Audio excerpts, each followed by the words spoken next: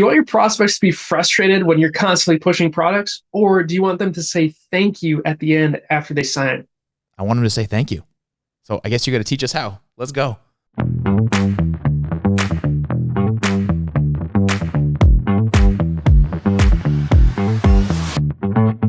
What's up, everybody? Welcome back to the show. My name is Alex, and today we are talking with Ange Bourgeois, who is a sales lead here at Impact, and all-around sales expert, and just a great conversationalist and business person and marketer. Ange, thank you for being on the show, brother. I really am happy to have you here. Absolutely. Thanks for having me. Yeah. So we got a lot of ground to cover today. It's a really interesting topic, but for me, it's a fundamental one that I think a lot of people may or may not know about. So let's just get right into it. And it's called assignment selling. What is assignment selling? And can you tell people out there, for our viewers that may not even know what this thing is, what this is all about? Absolutely. Assignment selling at its core is using content to shorten the sales cycle. And as we use content, we are using assignments in between meetings to make sure that people consume the content. So there's a piece of it's the content itself, and there's a piece of it's the way that we assign the content that helps us take the role of the teacher, so that which allows us to really drive the conversation forward. But assignment selling is using content. We are assigning it to the prospect to really help them make the decisions that they need to make faster and ultimately shorten that sales cycle. When you do assignment selling well, there's really three main benefits, which, surprise, surprise, are the three biggest levers that you could ask to pull in the sales process. But number one, it's shortening the sales cycle. And so this is helpful whether you win or lose faster, because the longer a sales cycle is, if you win, the longer time towards revenue, right? If you lose with a long sales cycle, you're taking all that time that you could be spending and putting it towards other prospects that could close, and you're putting it into a deal that's going to close, or not going to close, excuse me. So that's the first one. Shortening the sales cycle. Okay. Who doesn't want that? Shortening the sales cycle. I love that. Okay. Short and sweet, right? Short and sweet.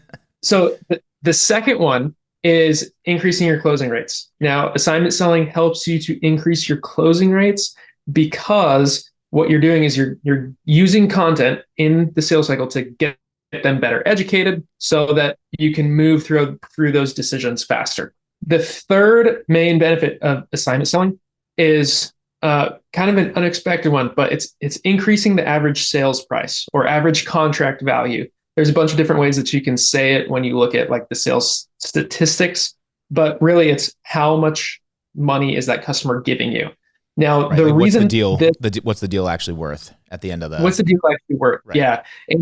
And I think like any sort of like home services remodeling company is a great example of this, where, you know, remodeling, roofing, I just think the home services are such a good example, but this is applicable to any industry. What happens is you have someone come along and someone has a roof or like a leak in their roof, or they have a kitchen that they want to remodel. They get some quotes, right? And now contractor A comes in and it's X amount. Contractor B comes in and it's Y amount, and this one's higher, right? Sure. What happens for virtually every single person at that point is they look purely at price. They look purely at price and they say, well, contractor A is $50,000 less than contractor B. Right. Of course, I'm going with contractor B. But what they fail to understand is what's included in that price, what's included in the cost. And so a good salesperson will tease this out in conversation, but you can also get ahead of a lot of this stuff on the marketing side and within the sales process through using content to help someone understand what's included, what's inside of that price. Because while this one is $50,000 less right now, doesn't mean that it's going to be $500,000 more expensive, or it means that it could actually be $500,000 more expensive because this company doesn't have insurance. There's no guarantee. There's, all these things that are included in this cost that we're giving that if we don't really get into what's included, we don't teach them with content what you should be looking for, then you can have someone buy a lower price than really they should. So assignment selling helps the customer get into that value so that they understand, hey, it's actually a better deal for me to pay more for this than to like go for the lower price. No, that makes so much sense to me. And I think we've all been there as consumers and as buyers before, where you have a budget, you're trying to save $1, and then ultimately you don't really see the value and you're saving $1. And then later on you come to find out that you need to spend more money, or the thing isn't right and you have to go buy the other thing. So it's just really fascinating to me that it's a mentality shift of trying to create that value and build trust and getting people to see that by building a relationship with content. That sounds like what you're saying. Can you talk a little bit about this in practice, right? So you interface with a lot of clients. You've implemented this in a lot of organizations. Can you share some stories or tell us some wins, or like how this gets adopted into a company and then what the results are? Great question. I would love to share. So this is like what I eat, sleep, and breathe at work, and it's actually a ton of fun because this process ties like directly to revenue for these companies, and it is a big deal when you get this right compared to when you get this wrong for the sales reps, for the companies, everyone involved. So with that being said, here's how it normally happens. We will map out what the sales process looks like. We will evaluate what that looks like, because oftentimes the sales process isn't super great. So first thing, we will map it out, we'll evaluate it. If we need to change it, then we'll need to change it. Then what we do is we look at what are the decisions that someone needs to make in order to go through this faster. So throughout this whole time, it's like, okay, how can we shorten this? How can we condense this? How can we make this better, easier, faster? And so we want to think about it from a few different perspectives. One would be, what's the customer's experience? So how are they finding us? How are they booking a call? Are they calling? Are they filling out a form? Once they fill out a form, what happens then? What information are we giving them to prepare them for the next step? Okay, so then we have the first meeting. Are we sending them an email ahead of time, giving them content to prepare them? Are we asking them questions to prepare them? Okay, great. Now, after this first meeting, what happens then? And again, this is different. I was just on a call earlier today with a home restoration company. Mm-hmm. So if there's like a flood, like you call these guys. And so their process is going to be very different than the software implementation company that sells super high ticket packages that I work with, right? So the principles are all the same, but how they show up is very, very different.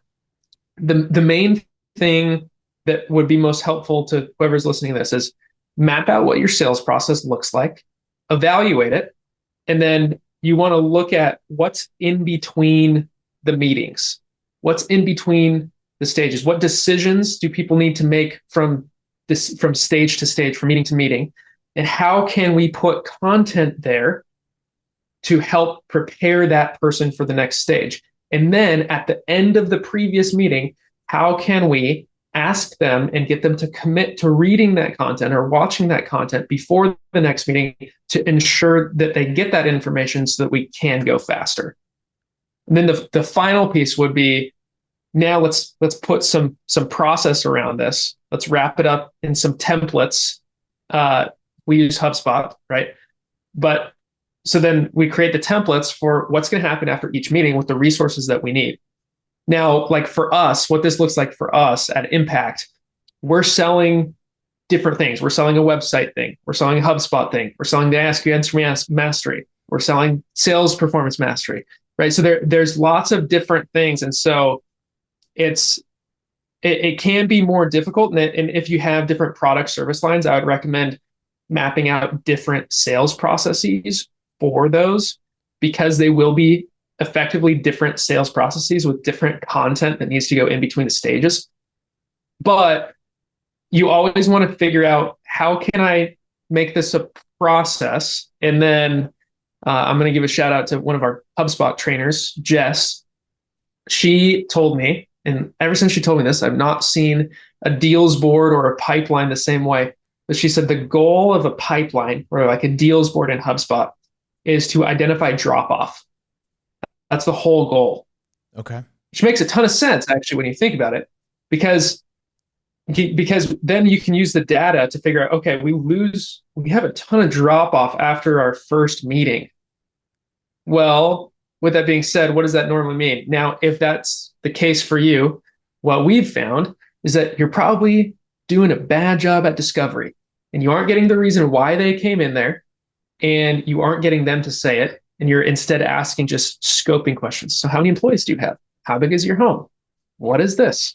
Right? If you ask those questions first, from what we've seen, you'll often lose the deal. So, you have to figure out how to get into the reason why they came in the discovery question, and then you're going to assignment sell what they need to know to expect for the rest of the process. Um, so yeah, but if you don't have a process, you don't have a deals board that you can follow, then you can't identify the drop off, and you don't know what to work on. Yeah, you have no target basically. So it sounds like if I'm getting what you're saying, because you said a lot of really amazing stuff right there, right? So the first piece, it sounds like you really need to get granular and hyper specific and think about your customer first and how they're going to what their journey is going to look like, and then based upon that, and also going through it and working with clients, you then need to start automating some of this stuff to make it faster and more efficient for salespeople to not have to constantly be, recreating or reinventing the wheel. And then the last piece is really using your CRM. And you said something right at the end there. And I was talking with Chris Dupre about this the other day, where people tend to look away from the mistakes and the losses because they're embarrassed or they don't want to acknowledge it or whatever the case may be. But that tends to be where the most education and learning can come from. And it's really important to shift the mindset. So how do you do that with a sales team, right? So let's say you got a roofing company, you got a similar style type company in that industry where salespeople have been doing a certain way for a long time. They hear about this assignment selling thing. They kind of get it, but they're not bought in. Like as a coach or as a trainer, what do you do to get them to buy into that? Or how can leaders in their organizations do that? Yes. Okay. Let me come back to something that you said just real quickly, because I think it's important. The second thing that you said was we want to automate things. Mm-hmm. So yes, we want to automate things, but we want to be careful not to automate things that we should systematize. Interesting. Okay. And so there's a difference between systems, which is after this meeting, I'm going to send this video, I'm going to send this email with a template, versus automating, which is after this meeting, this email automatically gets sent out. Right. You just push a button and auto boom. Yeah. I get what you're saying. Exactly. And the reason why this is important is people sense the automation and they're like, I don't think that guy actually did that. I think that was a computer, right? We've gotten good at this. But if you can systematize it and have a template ready, throw a video in there, put the resource in that you know that you're going to do, because every time after this certain call, then that's the next step. Then you do that. So one big thing in terms of systematizing versus automating. No, that's a great point. And it still keeps it personal, because when you systematize, you're still doing it. It's still you creating the messaging. It's still you being authentic to yourself. And it's not just a bot or an AI thing or some automated piece that you're just pushing out. And you're right. People do know. People definitely know when it's a real human versus when it's not. So that's a good point. But so to my second question, right? How do you get sales teams, or how do you get people to buy into this ideology, or to get people to start practicing this? Yeah. Well, here's the thing. A lot of people already are. Even the old school guys that don't want, any sort of technology, any sort of piece of that, which, if to that, if you're going to retire in 2 years, it might not be worth the learning curve of learning the new software, unless your concern is like you're trying to sell the business or you're trying to make the company more valuable, hand it off, right? In that case, then for sure. But if you're not embracing technology, you're just going to lose to people that are. And so Facts. so helping people understand that, and understand, hey, if you got 2 more years of selling, you're not an owner in the company, you just want to keep doing it the way that you want, like, go for it. Do it the best you want. But if you actually want to be around and you want to see the company grow, you're going to have to do this stuff. Otherwise, you're going to be left behind. Just because when someone has a plane versus a bike, like the person in the plane is going to go further, you know? So Totally. now with assignment selling, a lot of those guys, whether they have technology or not, they're oftentimes already doing assignment selling. They might not just have the language around it or maybe as sharp of a process as we have. So specifically what I mean by that is they intuitively know, hey, if I send something to this prospect ahead of time and they read it, oftentimes it leads to better conversations. Or they intuitively know, man, I keep answering the same questions every single time. I wonder what would happen if I recorded a video answering those questions and sent it to them ahead of time. Right? Like the human brain is really good at picking up patterns and identifying problems. It's a very logical thought so process too, because it's like if you can figure that out, then what type of conversations can you have? You know, if you send that video or you send that piece of content, the person's educated. How does that shift the conversation, and where does that lead you? Yeah, it's fascinating. Exactly.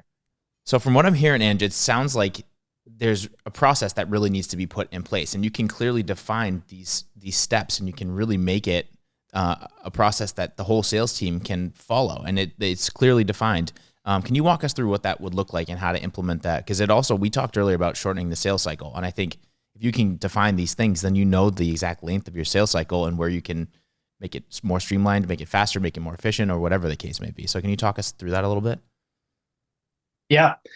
So I have two main examples in my head. Okay. One, home services company, Sure. which again, short sales cycle, oftentimes really easy for people to understand because it's so physical.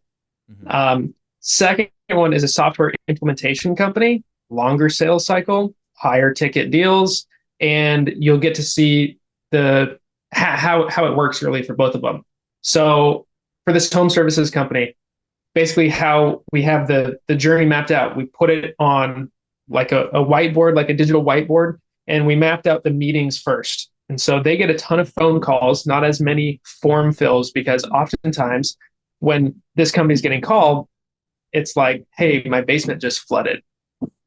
I need to talk to someone right now. So it's a lot of calls, right? So it's a call, and then we have a form that they fill out internally. So whoever answers the phone fills out a form that shows like, hey, this person called in, puts all the information in so that the CRM can track it. Gotcha. So then we can see like how often we win, time to close, like once they renew, like touch points, all that kind of stuff. Because what most home service companies, they answer the phone and there's no record.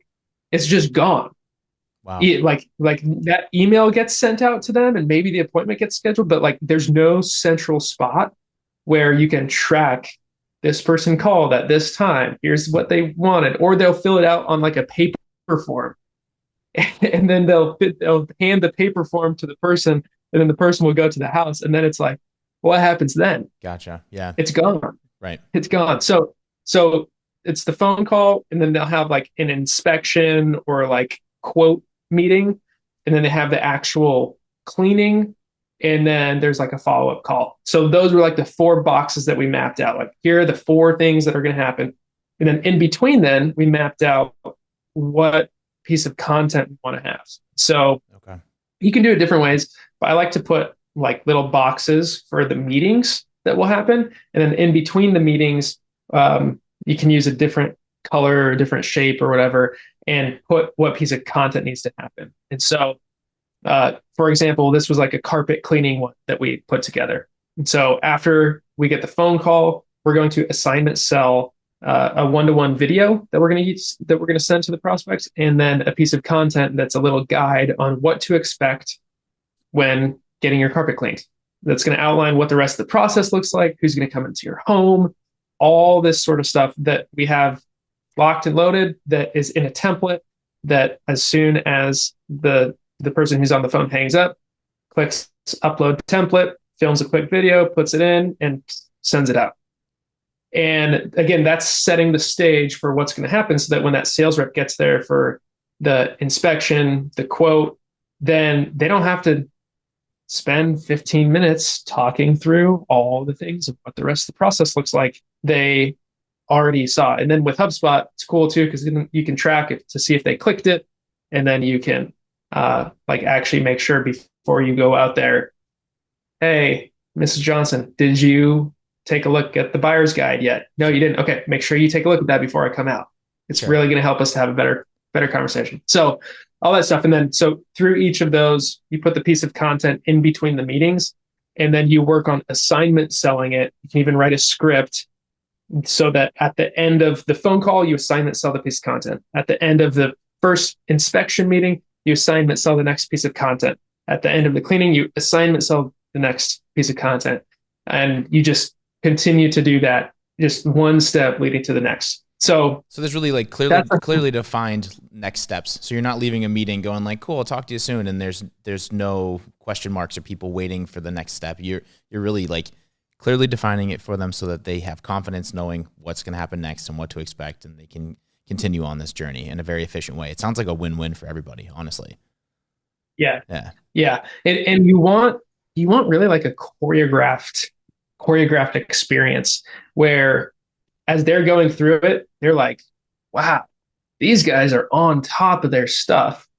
And you want the sales rep knowing exactly what to do, because oftentimes when we don't have a clear process in place, the sales rep will do one thing one time, one thing the next time. And then again, Yeah. now Varies. you don't have a way to really measure what's working or not.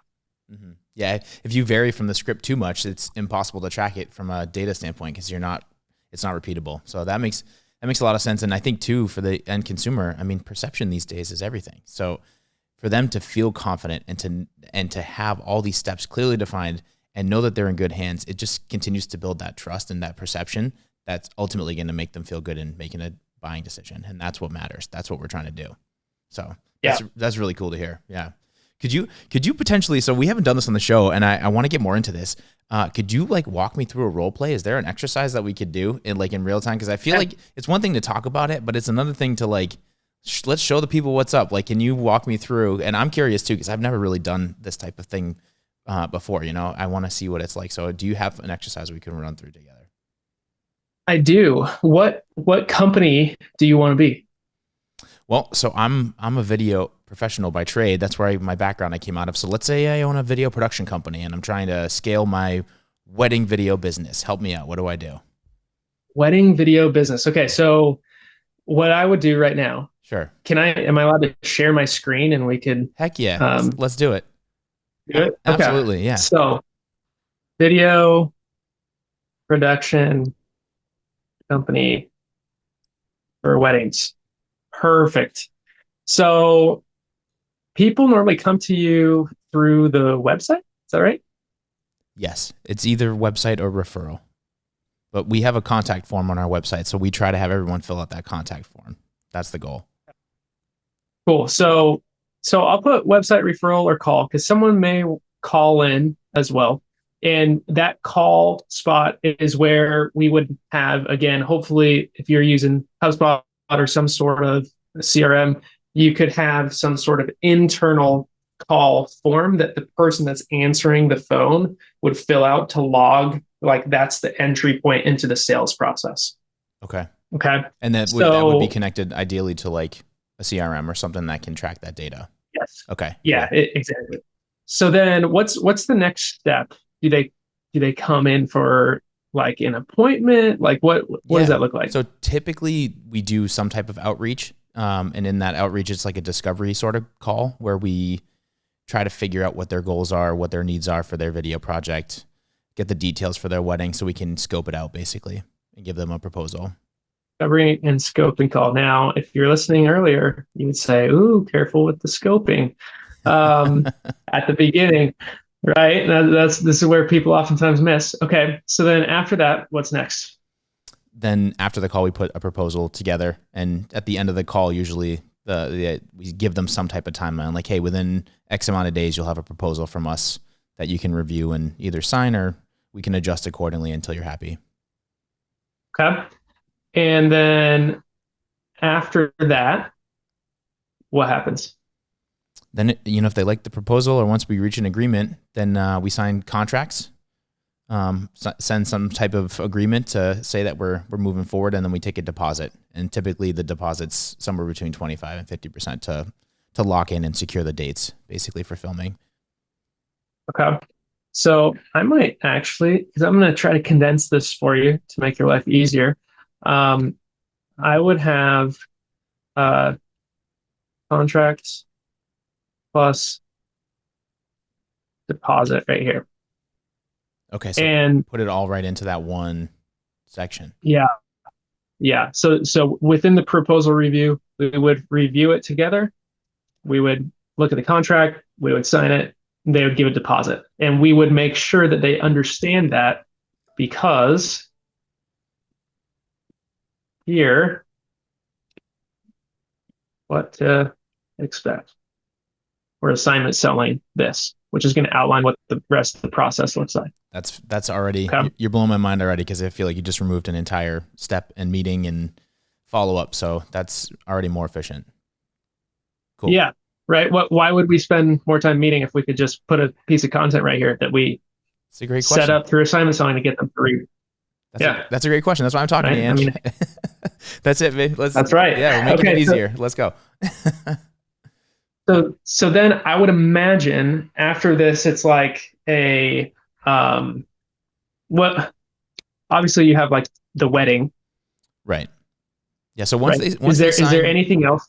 Yeah, once they sign, typically the next steps, so like in between, is we start to get more details. So we get an idea of like the wedding party, who needs to be filmed, if grandma and grandpa want to say anything, if they want speeches. We try to like get into more of like the actual day of and the style of what we're trying to capture. So more of a creative meeting about like, what kind of music do you want? What's it going to look like? What's the feel going to be? And then obviously if they have any inspiration that they want to share with us, we'll take a look at that as well, just to make sure that we're aligned. Perfect. Let me space this out a little bit so that I can get them a little bit more like that. Okay. Awesome, dude. Okay. Alex's Video Production Wedding Company. Hopefully you'd have a cooler name than that. But either way, this will be a great sales process. We'll work on the name. Let's get the process dialed in, and then So this is really smooth, right? And you can see how this would mirror and match like a deals board in HubSpot. So, and this is something that I've thought about a lot too. The meetings don't necessarily always mirror like the pipeline stage or the deal stage. Okay. Because, right, like you could, this makes more sense in more complicated deals, but you don't always want, you don't always want the meetings to be the deal stage, because people can move through decision-making processes really quickly or really slowly. Gotcha. So you want the deals board, the different stages, to reflect where we're at in the decision-making process, which could mean that you spend an extra discovery call or whatever, right? So it's not always like meeting 1, meeting 2, meeting 3. It can go faster, it can go slower, but you have to make sure that all those decisions are being made in the right order. Okay. Makes sense. Okay. So we're going to do a what to expect for the whole process right here. So this is going to be a guide about, or it could be like an 80% video, which is answering the 80% of the most common questions. I might actually change it to that. Let's go ahead and do that. So that makes 80% sense, video. Though. That makes sense though, because it plays into what we were talking about earlier with the assignment selling piece of education and trying to get them to go from being intrigued to educating them on 80% of the questions that they have. So when we do have that discovery call, we can have a much more pointed and meaningful conversation. Yeah. Right. Yeah. Get all the questions that they're going to ask you in the meeting out of the way, so that then you can get into what do they want. Right. Sense. That's really what this is about. So then I would say probably an article right here on what to expect at a proposal review. And this is right. We could play around with what the right naming structure would be here. Sure. But I would really set up something that has to be in here is like talking about cost. because again, right, just like we were talking about earlier, there's a cost for what this is gonna talk about, Mm-hmm. but we know cost right away. We don't know value. We don't know what's included. We don't know what's inside.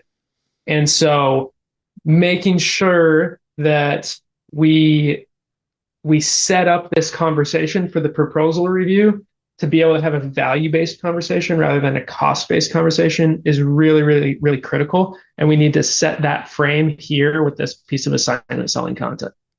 Yeah. No, that makes a lot of sense. And that's typically where we have issues, or if we were, we get into the weeds of the wedding conversations, it turns into how many cameras, how many people, how long, because those affect ultimately they affect the price and the outcomes, right? So we need to know those things and identify them before we can give an accurate quote and provide the value that we need to. So this is what I would have for you, right? So someone calls in, awesome. Hey, tell me a little bit about yourself. What are you looking for? Great. I Sure. put that into a form. Then I say, awesome. You know what, Alex? This is a really big decision for you because, hopefully you're only going to get married once, right? And there are going to be moments that happen that will only happen once. And I know that you don't want those moments to be missed. So what I'm going to do is I'm going to send you a video that has 80% of the questions that you probably have. It's going to have the answer to all of those.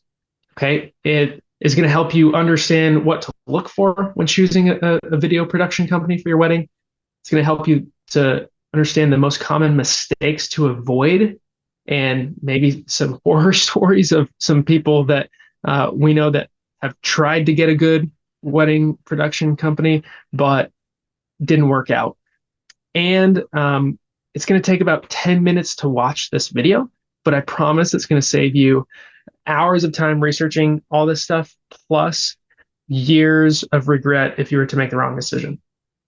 So, Alex, with that being said, will you commit to watching this video before we have our call set up on Tuesday? Yeah, absolutely, Ange. That sounds great. Great. Now, here's the cool thing, too. Check this out. If this is booked through the website, you can automate this part. Okay. Right. So, because that video like, is if already, you look on our website, that's a pre-made video technically, because like you already know those 80% questions, so that's already in the can, as we would say in the film world, where you can just have it staged and ready to go, so you can just pull the trigger.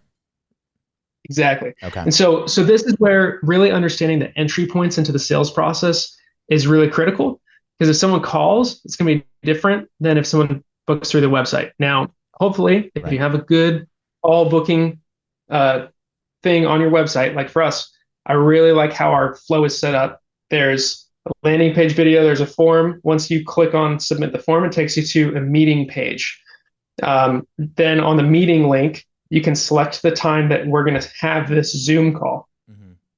And then after you press submit, now we don't have like an 80% video or anything, but for this wedding company, I would absolutely have that right here. So you grab their contact info, you have them then book a meeting. And then if they don't book a meeting, you have a workflow set up to send them a reminder to book a meeting, or you send them a manual email, right? Systematizing versus automating. And then after they book the meeting, it redirects them to a landing page and it says, hey, before you click away from this page, watch this video. This is super important and it's going to answer 80% of the questions that you have before our first meeting. It's about 10 minutes, but I promise it's worth it. Right. It's going to save us so much time in our meeting answering all this stuff. That all makes sense. Yeah. Very cool. So yeah, so that's what it would look like for you. Then you get into your discovery call, send them this, what to expect at a proposal meeting. I like the back and forth that you made too. The way this is very clearly, like, I love how easy this is. It's like, here's where it starts. Here's what happens. Here's the reaction. Here's the next step. Here's what you need to do. And it just like, it's very clearly defined. And obviously there's going to be variations to each deal and to each conversation, but to have this very clearly mapped out gives you such an easy roadmap. Like it's very, I would imagine it'd be hard to deviate from this or to like not know what stage you're at. It just cleans it up in a very pointed way. I don't know. I'm fascinated right now. We might need to steal this. Yeah. Yeah, have it, dude. You can Yeah. have it. Hey, Um, all of our video production companies out there, if you're watching, here's some free wedding tips for you. Yeah. right. So Ange, so that's yeah, really cool. that's the process. Um, there's probably one other thing that I would say is an important thing to cover with assignment selling. Okay, what's that? So that would be the actual delivery of it. And there's different ways that you can think about it. Marcus talks about the three W's of assignment selling, The three which is W's. Okay. what it is. So what I'm going to send you, buyer's guide, video, whatever. So what it is, why it matters to you. So how it's going to help you, the benefits, the mistakes that it will help you avoid, and then ultimately when it needs to be completed by whenever the next meeting is.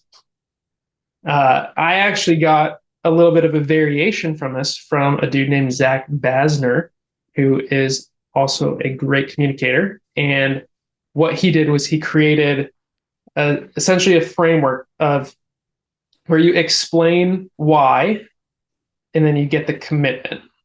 And so within explaining the why, there's like five things. So we can do this together. Alex, are you ready? Yeah, let's do it. Run me through it. And, and then I'll have you deliver this at the end. So first, go ahead and touch your heart.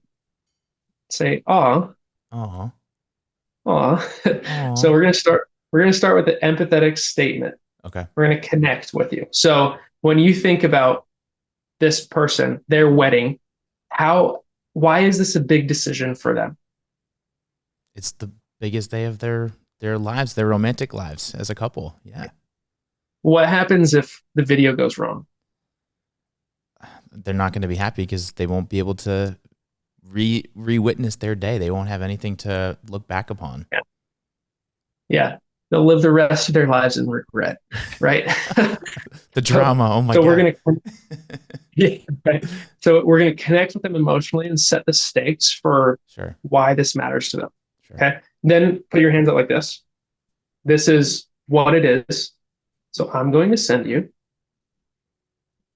video, guide, article, whatever. Okay. Then give me thumbs up. This is benefits. It's going to help you understand this. A lot of times the benefits here is it's going to help you feel confident of walking through this decision. It's going to give you the information that you need to feel confident making this decision. And then we'll go thumbs down. And it's going to help you avoid mistakes. Okay. The most common mistakes that we see when someone is going to make the buying decision, whether it's a roof, whether it's software, whether it's wedding videos, right? Insert whatever you sell right there. Mm-hmm. And then the last one is time ROI. So, yeah, there we go.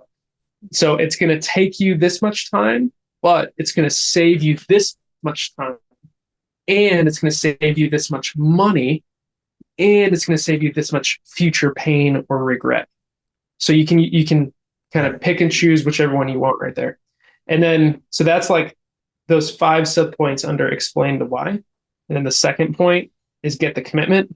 And that is really simple. It's so insert your name, Alex, will you commit?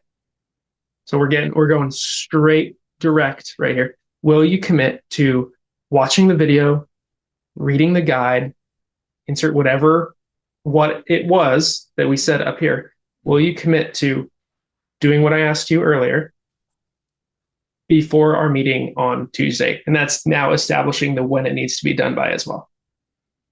I love that. I absolutely love that. Yeah. I think that So the coolest part for me is the commit. I really like that there's an empathetic approach to this. And then at the end of it, you're very directly and almost in an endearing way saying like, hey, I'm asking you to do this. Can you commit to this? Because it's going to help me and it's going to help you. And together we're going to move forward in a great way. And yeah. I don't think So that happens why enough. don't you try it on me?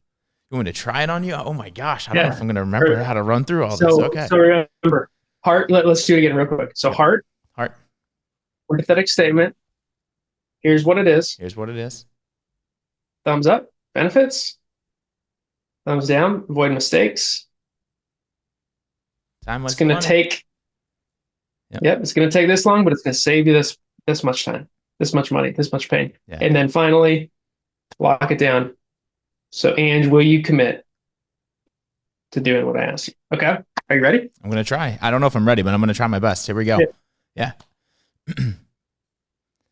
Ange, I'm so excited for you and for your partner on your very special day. It must be such a exciting day for you to be experiencing this together. And I'm so honored that you would like us to share this moment with you. How important is it for you to get this captured correctly? And what would that mean if you didn't get it captured correctly?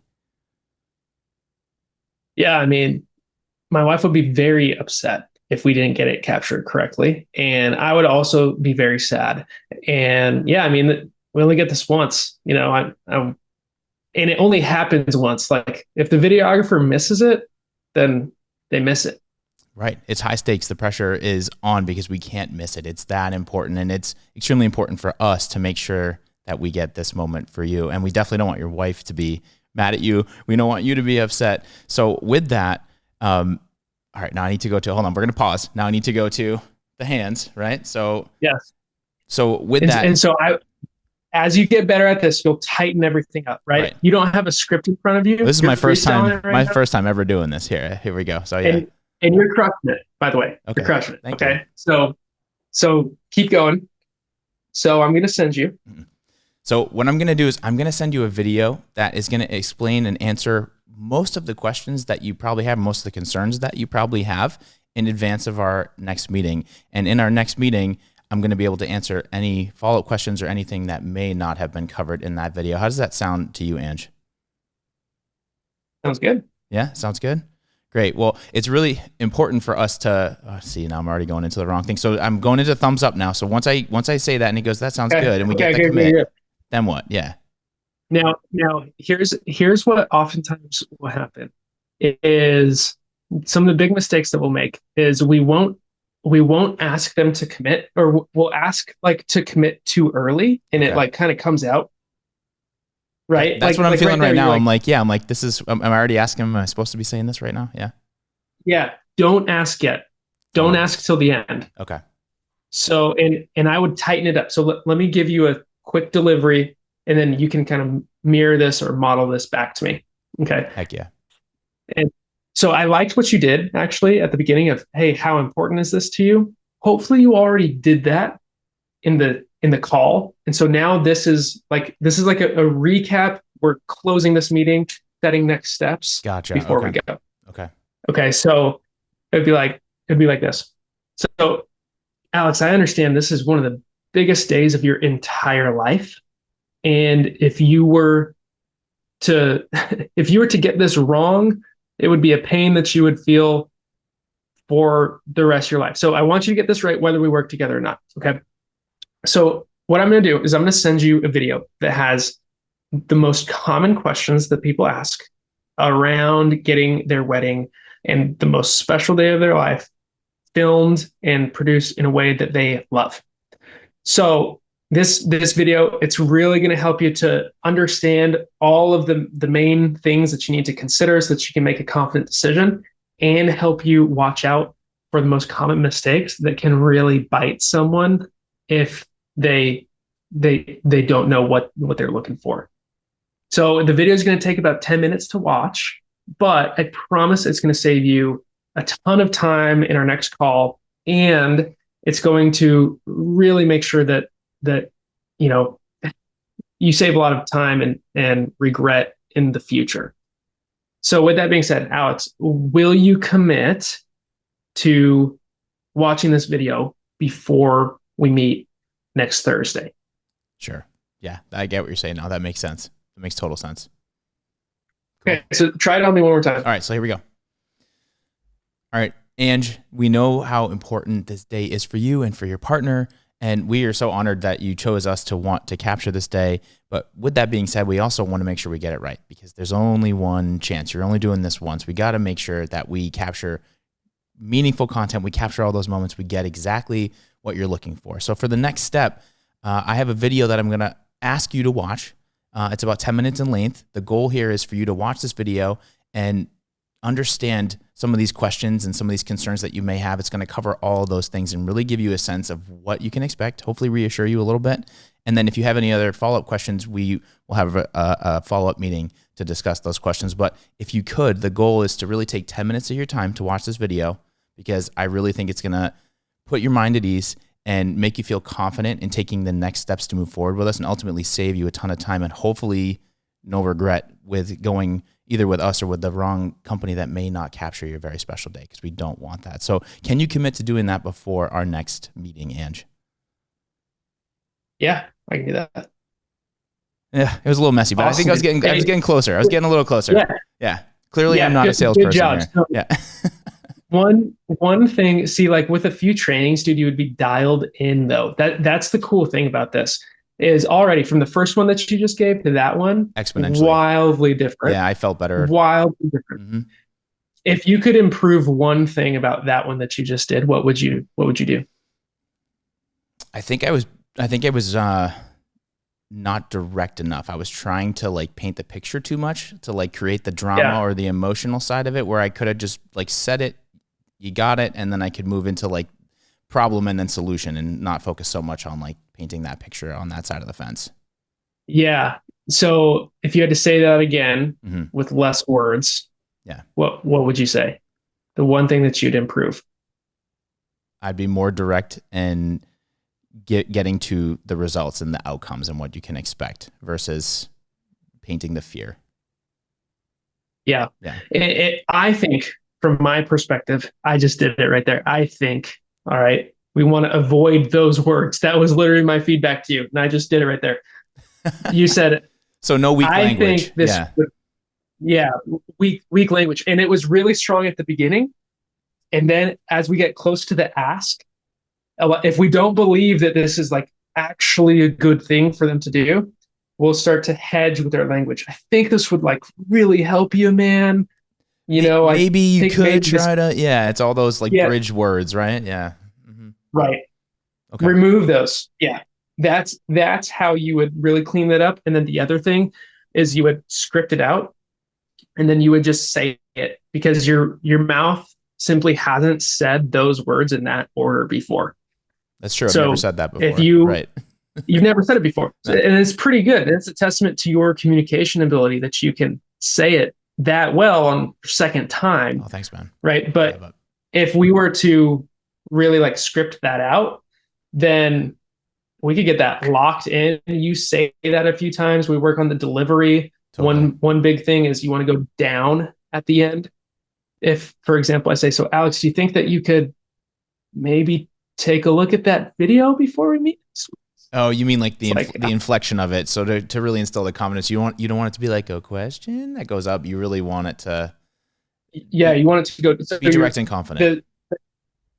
At the end of the sentence, it's a question mark, but the way that you're saying it is like a statement, because you're going down. Got it. So, because again, you want the authority of the power of what you're talking about. That's amazing advice. I love this. I feel like I've grown so much just in the last 10 minutes of going through this exercise with you. I hope everyone watching is excited about this too, because I feel like I learned a lot just in this very short time. And for people watching, what's something that they can do right now that they could start on their next call, in their next session, tomorrow, whatever the case is? What's something that you would tell them they could do? It would be to think about what the customer's experience is, figure out what kind of content you can use.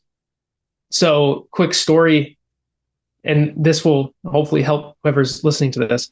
One of my first jobs was at a company called Unishippers, and we sold UPS and freight services through like an online, like essentially SaaS software. Okay.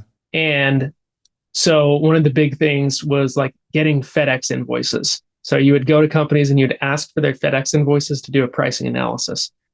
And I remember I kept banging my head on this same problem where I'd call people. They would say that they would send me their FedEx invoices, and they never would. And I was like, what the heck is causing this? And I was like, am I not doing a good job enough of getting the commitment? Do they not know how to do it? Is it too hard? And I was like, it's probably a combination of all of those, especially because it was my first time ever selling. So I wasn't very good. And so what I found was, I was like, okay, what I'm going to do is I'm going to send you a video because I went in and I literally created a FedEx account and created like a fake FedEx account and then put like like I like made a shipment or whatever so that I could go in, look at my invoices and download it. And then I screen recorded it and sent it to them. And at the beginning, I was like, hey, congratulations, you're about to save a bunch of money. Here's how you send me your FedEx invoices so that I can save you more money. And then when I did that, it helped a lot. So Genius. See, is it some fascinating happens when people see things versus when you tell them, right? Seeing is believing. And when you can show them something quickly and they get bought in like that, it's a game changer. It sounds like it was a game changer for you. yeah, well, especially too, because like what I was doing, it was such a like imagine talking on the phone, saying like, okay, open up your FedEx account. Now you see the little icon in the top left, like go ahead and click on that. And then if you, then it's going to drop down the third one down, right? That versus sending a video showing what you're going to do is Game completely changer. different. Yeah. So Game changer. yeah, game changer. So when I did that, it helped a ton. Very cool. Very cool. Well, Ange, I really appreciate your time. I learned a ton. We're going to have to keep this conversation going. I'd love to have you back on the show. Before we sign off, can you just look at the camera and tell everybody where they can find you if they have follow-up questions or they want to connect with you? If you want to connect with me, you can obviously go on LinkedIn, just Ange Bourgeois. I think I might be the only one, maybe. Or you can reach out to us on the website, either one of those. But yeah, reach out to me. I'd love to help. Love to talk through some sales processes. Where do you put your content? How do you think through all that stuff? How can you actually give the buyer an incredible experience so that they, at the end of it, they say thank you because you genuinely helped them solve a real problem that they had. Ange Bourgeois, sales lead here at Impact. Thank you again for your time. I'm Alex Winter, and we will see you on the next episode.